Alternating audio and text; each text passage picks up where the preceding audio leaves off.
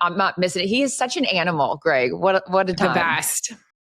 That's awesome. Yeah, Wayne I had two posters on my wall as a kid. I had Wayne Gretzky and Mark McGuire from when he broke the record for the home run derby. Very odd. I was not fans of either of the teams. Sounds like a 90s kid right there. That's right. Yeah. That's right. Bring steroids back, baby. Hey, I had a Brian Bosworth poster. Yeah. Oh, the Boz. So you got to do, just take steroids and you get up on the wall, kids.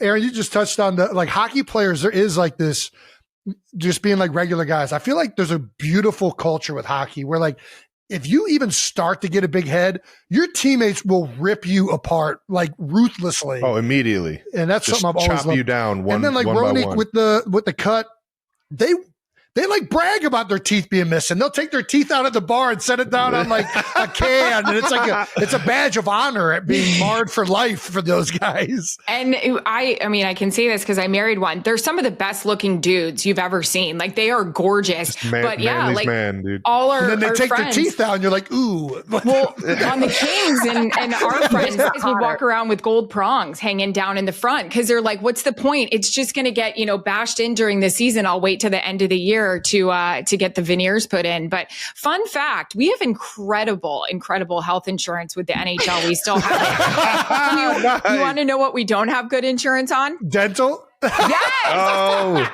no way. Oh, wow. They lobbied for it. The players was like, nah. The owners are like, yeah, we're not agreeing to dental for life. No chance.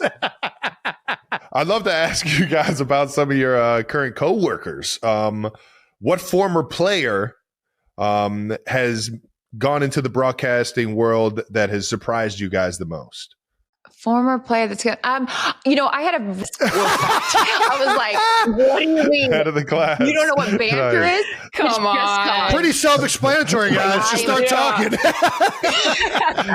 Just shoot the shit, boys. But I have been so impressed with how, they have been unbelievable. They have, we're now in our fourth year, and you would never know that these guys had never done television before we started Amazon. Seriously. So that was an awesome, it speaks to, do your homework and it shows, and also the personality. And also, Amazon allows you, very much like Fox says, it's why we love working for these companies. It's be you. They don't try to make you someone you're not. So if Fitz wants to rip his shirt off or wear a Hawaiian shirt, he can do that. If Whit wants to have his hoodie on under his jacket, he can do that. Anyways, it's just, I was very impressed with those guys' ability to jump in so quickly after, Jason, as you're done playing, because it looks easier than it actually is on TV. Everyone's like, oh, anyone can do it. And you're like, okay, then come try it. It's not as easy as it looks. So yeah. Sure. And I think we saw that with Tom Brady. I think he was and I'm not saying that about Tom, but everyone has their opinion, and they let it be known what they thought of him. And it was funny. We were, I think we were doing Tampa, maybe it was Tampa Eagles week 4. And I was sitting in my hotel room and they were playing last year's Eagles Bucks game. And I texted TB and I just said, wow, listening to you in this game, which was your 4th game of the season versus now, it's just night and day. And that's a testament. Right. And I'm not surprised, because I think all of us know what his work ethic was going to be heading into the job.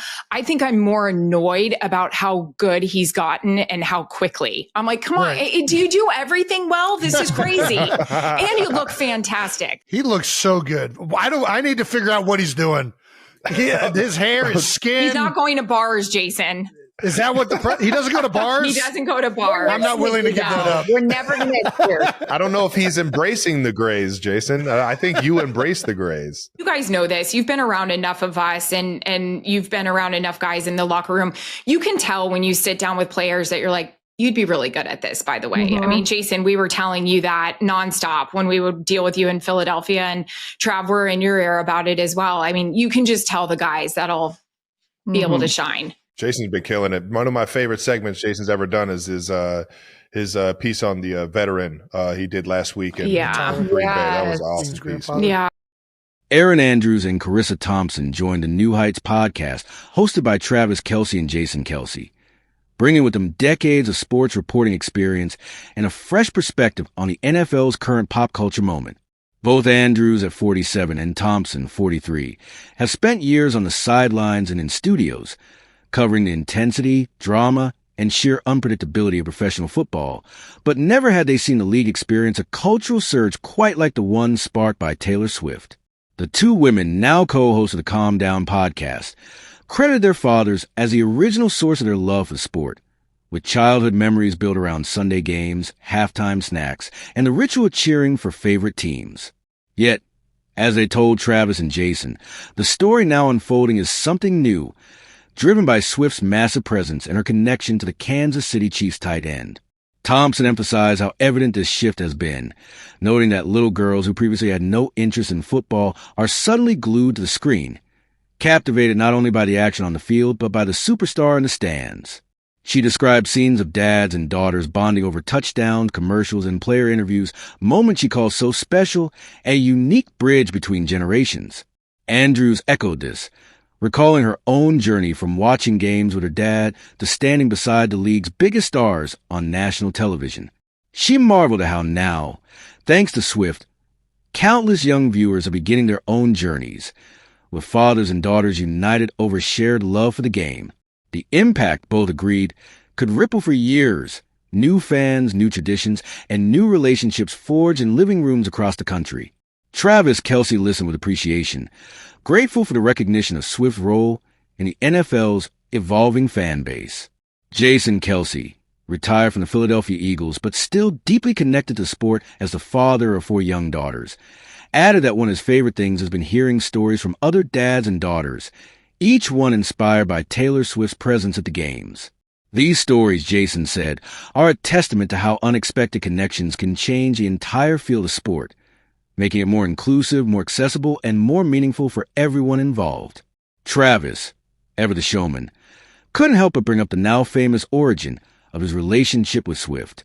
He recounted the summer night at Arrowhead Stadium, Swift's epic concert echoing through the stands, when he tried to give her a friendship bracelet with his phone number.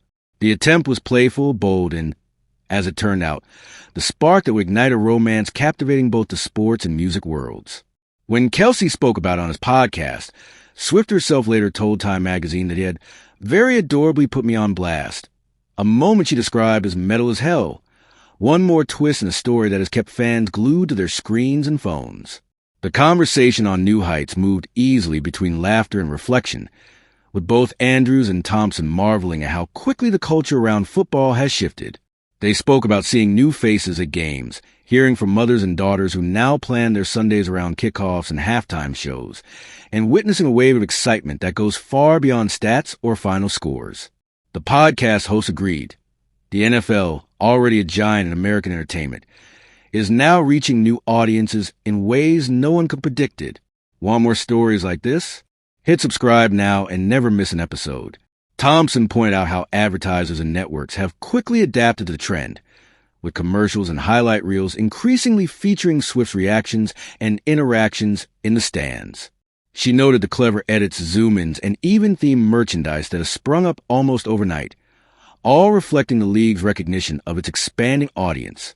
Andrews recalled the days when sideline reporters had to work twice as hard to prove themselves in the male-dominated world of sports journalism, and she expressed genuine joy watching young women now feel seen and included, their interest reflected in the coverage and conversation. The Kelce brothers, both proud of their roles in this cultural moment, listened as their guests described the energy, excitement, and sense of possibility now pulsing through the NFL. Jason mentioned that his daughters, once only vaguely interested in his career, now asked questions about players, plays, and teams eager to be part of the story. Travis grinned, reflecting on the unexpected path his life had taken, from catching passes to catching the attention of music's biggest star. The episode wound down with all four agreeing that no one could have scripted this crossover of pop and sports culture, but everyone recognized its significance. Andrews and Thompson thanked the Kelces for the chance to share their stories, while the brothers returned gratitude, acknowledging how much richer the NFL experience has become for fans old and new. Don't forget to subscribe for more behind-the-scenes moments and game-changing conversations. With that, the conversation wrapped, but the sense of excitement lingered, a reminder that sometimes the best stories in sports happen off the field, sparked by unexpected connections and shared moments that bring people together in ways no one could have imagined.